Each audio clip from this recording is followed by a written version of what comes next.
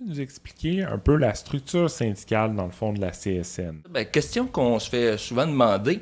Vous avez peut-être déjà vu le logo de la CSN là, qu'on appelle le chaînon, qui représente trois mailles là, de fer, les unes qui sont liées les unes avec les autres. Ça représente ça la triple affiliation. C'est-à-dire que vous, comme membre de la CSN, vous faites partie d'un syndicat local, le syndicat des travailleuses et travailleurs du CIUS Centre-Sud de Montréal, qui est un syndicat autonome.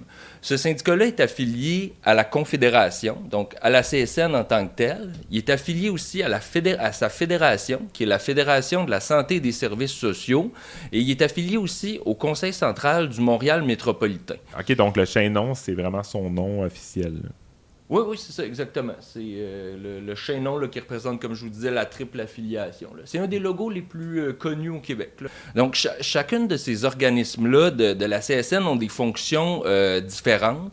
Autant la Confédération, le Conseil central et la Fédération offrent des services différents aux membres. Puis c'est justement ce que je voulais vous parler un peu plus en détail. Oui, c'est ça que j'aimerais savoir. Quels sont un peu les services disponibles? Donc, au niveau de la fédération, donc Fédération de santé et services sociaux, ils vont vraiment, eux, s'occuper des relations de travail. Donc, la négociation qui se passe avec le gouvernement, les arbitrages de griefs, si jamais vous recevez des mesures disciplinaires, la défense des membres, ça, c'est vraiment des services qui sont donnés par la Fédération des santé et services sociaux. Au niveau de la CSN, donc la Confédération, il y a d'autres services un peu différents qui sont donnés. Notamment le service juridique. À la CSN, on a le plus grand service juridique syndical au Canada.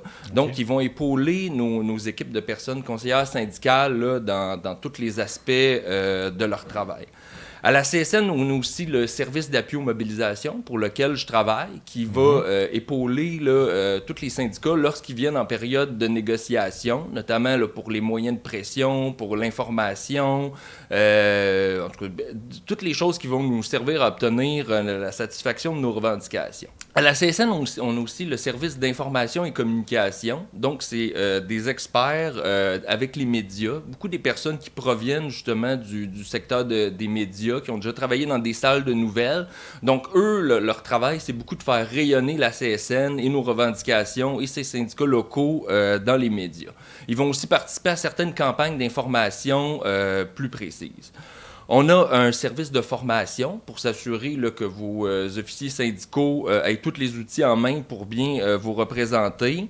On a un service là, qui s'occupe de l'arbitrage, donc qui vont épauler aussi les personnes conseillères syndicales des différentes fédérations au niveau de l'arbitrage. Donc, si vous avez un litige avec votre employeur.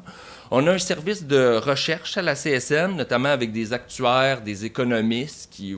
Vous pouvez vous douter, là, vont épauler les conseillers syndicaux dans les dossiers, par exemple, avec les régimes de retraite, faire l'évaluation financière d'une entreprise, si elle est rentable ou non, c'est quoi notre marge de manœuvre qu'on a pour obtenir pour les travailleurs-travailleuses. On a un service de santé, sécurité et environnement. Si jamais vous avez un accident de travail, on a des personnes là, vraiment spécialisées là-dedans pour vous aider.